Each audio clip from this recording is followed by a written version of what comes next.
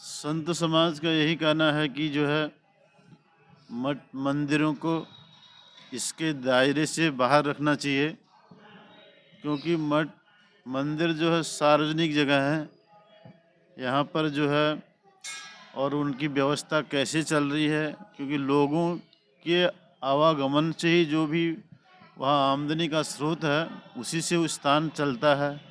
वहाँ पर गरीब विद्यार्थियों ब्राह्मणों की सेवा होती है, संतों की सेवा होती है, निःशुल्क सेवाएं होती हैं। तो ऐसे स्थानों में सरकार को इस बात का ध्यान रखना चाहिए कि जो है टैक्स और जल कर टैक्स और शिविर ये कर समाप्त होना चाहिए, क्योंकि जो है हम लोग भारतीय जनता पार्टी की सरकार है, इसको संतों की सरकार कहा गया है। इसलिए इस सरकार में तो लगता है कि जो है बहुत बड़ी उगाही का जरिया मठ मंदिर आश्रम हो गए हैं। इसलिए इस सरकार को इसके विषय में ध्यान रखना चाहिए और सभी संतों से बात करना चाहिए और उसका समाधान करना चाहिए। ये टैक्स तो लगा तो नॉर्मल आता था पहले, 100 रुपया 150 रुपया करके आता था।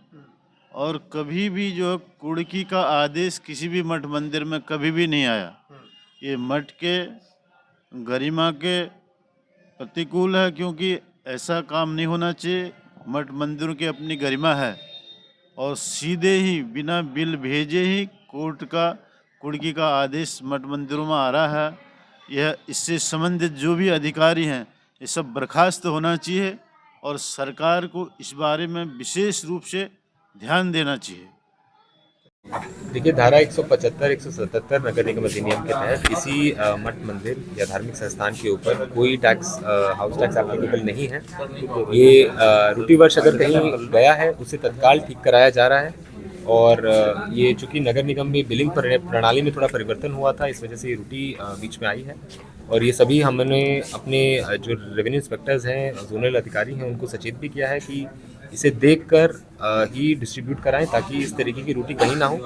और कहीं अगर कोई रूटी हुई है तो उसे तत्काल अगर संज्ञान में लाया जा रहा है उसी दिन ठीक करा दिया जाएगा। कुर्की के भी आदेश दिए गए हैं सर? कोई ऐसा कुर्की का आदेश कतई नहीं होगा। डिमांड नोटिस हैं ये, और डिमांड नोटिस के बाद कोई कार्रवाई होती है। और ये चूंकि नोटिस ही गलत है, इसे ठीक कराया जाएगा, तो कुर्की की बात कोई लागू ही नहीं होती। जलकल और सेवा टैक्स पर भी आपको छूट देने की बात कर रहे हैं जी, जो एक 2010 का जियो है उसमें जो रिलीजियस चैरिटेबल इंस्टीट्यूशंस हैं उनके ऊपर 50% छूट जलकल और सीवेज टैक्स की रखी गई है, वो लागू है। ये सभी धार्मिक संस्थान सर, ये जिस तरह से भी बता रहे जो उपासना स्थल है ये सब पे एप्लीकेबल ये चीजें सभी उपासना स्थल। क्या कोई ऐसी सूची भी तैयार की जा रही है कि जो मठ या मंदिरों में कमर्शियलाइजेशन हो रहा है, किस तरह से वहाँ पर जो शादी विवाह के लिए चीजें उपलब्ध कराई जा रही हैं पैसे लेकर, क्या उनकी कोई सूची तैयार की जा रही है? सभी उपासना स्थल जो प्योर रूप से उपासना स्थल की तरह उपयोग होते हैं उनकी सूची तैयार की जा रही है। शेष जो भी कमर्शियल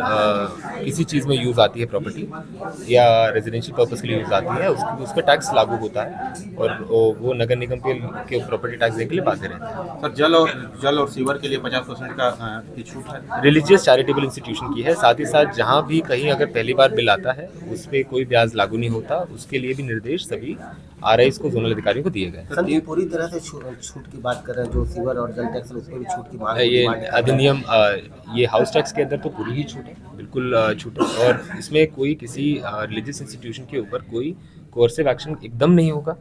और वाटर सीवेज टैक्स चूँकि अभी जो एक नियम है 50% की छूट उन पर लागू है।